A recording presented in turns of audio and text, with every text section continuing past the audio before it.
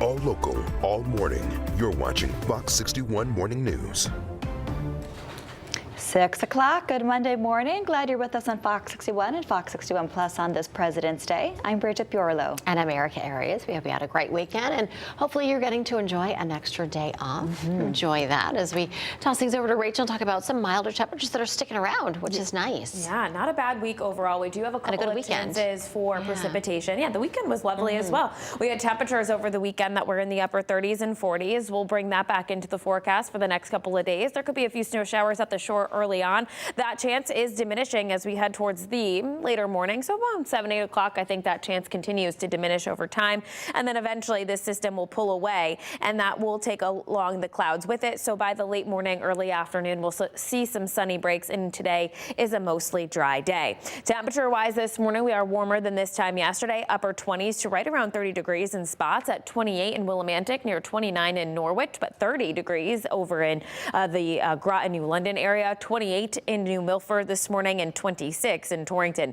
Wind speeds continue to back off throughout the day. They started off a little bit breezy this morning. So temperatures upper 30s to right around 40 degrees this afternoon, at 40 in Hamden, 40 in New Haven. We'll see some sunny breaks as well. 40 degrees in Mansfield, 40 in Montville. We'll take a look at our typical colder spots at 36 degrees in Winstead and 38 in Sharon today.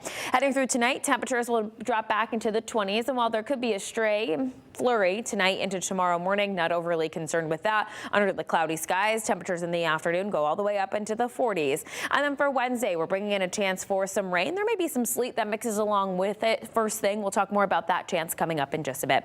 Here at almost 6:02, we are largely quiet across the state for your President's Day commute, so things look fine on our roadways this morning. So just taking a look here from Waterbury to Hartford, as well as New London to Brantford, no significant delays in the area. Bridget. All right, Rachel, thank you. 6:02 is your time.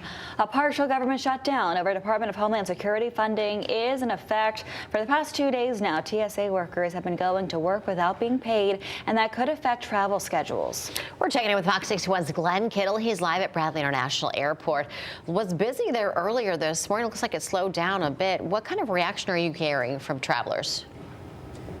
Yeah, good morning, Bridget, Erica. We've been hearing all types of reaction from travelers, and just to comment on what you said earlier, definitely a shorter line situation in the TSA lanes that we saw an hour earlier. Those TSA workers getting to work this morning. However, we're already seeing the effects of this partial government shutdown. We know that the federal government has ordered all commercial airliners to reduce their flight schedules in anticipation for longer wait times for TSA agents that might call out. And we're also hearing that that may be the case here at Bradley International Airport. We did speak with a TSA worker off camera yesterday. They say that there are people already calling out of work amid this government shutdown. Now, experts say it's hard to predict the impact of this partial shutdown could have, and that even a handful of workers calling out could lead to longer wait times at smaller airports. Now, we spoke to travelers who tell Fox 61 TSA workers shouldn't be working under these conditions. It's crazy. We've had so much thrown at us. This is difficult for everyone. Stop this nonsense, please. This is America.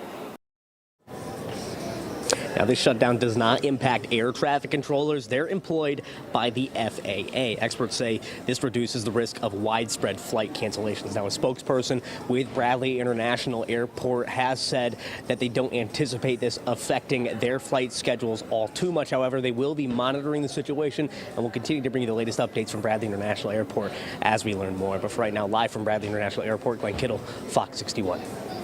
All right, Glenn, thanks for the update there. 6:04 now, and 2 teenagers are dead after a crash on I-84 in Waterbury. State police say it happened just before 8 Sunday morning on the westbound side near exit 25A. 3 cars were involved in this crash. Investigators say 16-year-old Abdrail Negron from Waterbury was driving with 18-year-old Shelly Briseno from Hartford. When their car rear-ended a Jeep, they then spun across the center lane and hit a Ford F-150. Both teenagers died from their injuries, and no one else was hurt. Also in Waterbury, 3 people were taken to the hospital after a serious crash. This one happened near Chase Avenue and Kenneth Circle just before 5 yesterday afternoon. Police say all 3 people are expected to survive. Anyone who saw the crash or has any information is asked to please call police. 6:04 now. 2 men were shot in New Haven early yesterday morning. Police say both men were in their 20s.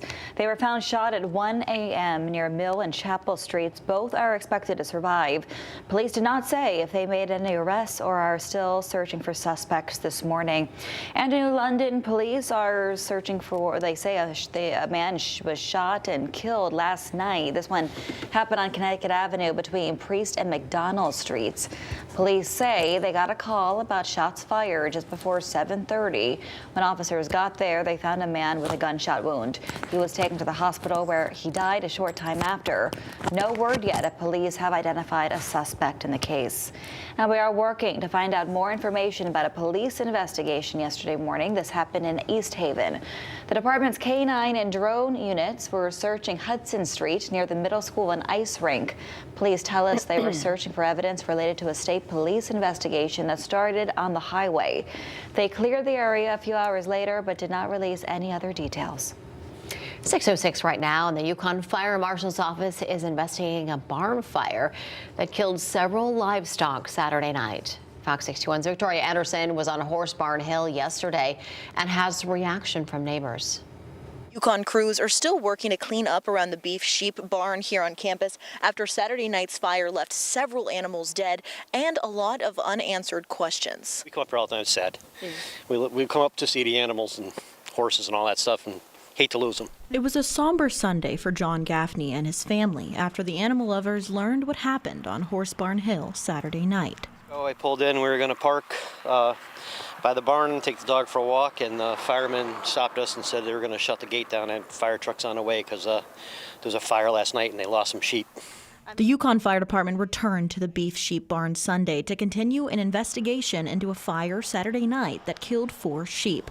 The fire was reported around 8 p.m. Saturday, and UConn Fire received aid from both Coventry and Mansfield's fire departments. A view of the barn and its damage have been blocked by the UConn Department of Animal Science. However, in a statement, a university spokesperson told us UConn firefighters were able to extinguish the fire before the barn could be heavily damaged. And we've never heard of anything like this happening. Probably in the 40 years I've lived here, certainly nothing like this has happened.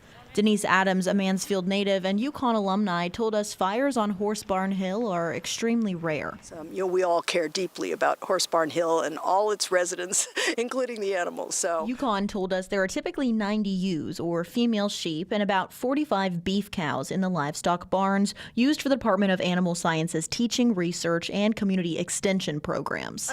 I guess, being winter, it's been so cold. Who knows, how something like that would happen. I'm sure in the summer they probably have sprinklers and things like that. The UConn Fire Marshal's unit is currently working to determine the cause of the fire as university staff prepare nearby barns to welcome back students Monday. We reached out to the university for comment, and a spokesman told us they have no further updates at this time, as this is an active investigation. In Stores, Victoria Anderson, Fox 61. 6:08, we have an update on the 2 hikers who were rescued off Ragged Mountain in Southington Saturday night. Crews had to hike 1.5 miles through 4 feet of snow and drifts, extremely steep terrain as well.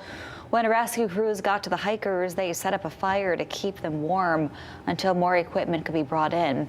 Firefighters say one of the hikers had hypothermia and another had a diabetic emergency. It took more than 3 hours from the time firefighters received the call to get the hikers to safety. Cheshire Academy is honoring actor and Cheshire native James Van Der Beek, who passed away from cancer last week at the age of 48. We've learned he had been recently selected to be inducted into the school's Alumni Hall of Fame. The Academy says he will now receive that honor posthumously in June. Cheshire Academy also shared these photos of Van Der Beek with us and said he'll be deeply missed. He was a Cheshire Town Scholar, which means he received a 4-year scholarship. During his time at the school in the 90s, Van Der Beek starred in a production of Grease and worked on productions in New York City. Van Der Beek graduated second in his class overall in 1995, and just a few years later, he starred in Dawson's Creek. The Academy says he was still involved with the school in recent years. The search for Nancy Guthrie has now stretched into its 14th day. A source familiar with the investigation confirmed that a glove containing DNA evidence was recovered roughly 2 miles from Guthrie's home. It appears consistent with a glove worn by a person seen in doorbell camera video in the morning of that the 84-year-old disappeared. Two sources familiar with the investigation say that authorities are leaning away from several individuals previously scrutinized as suspects, as well as any of Guthrie's relatives.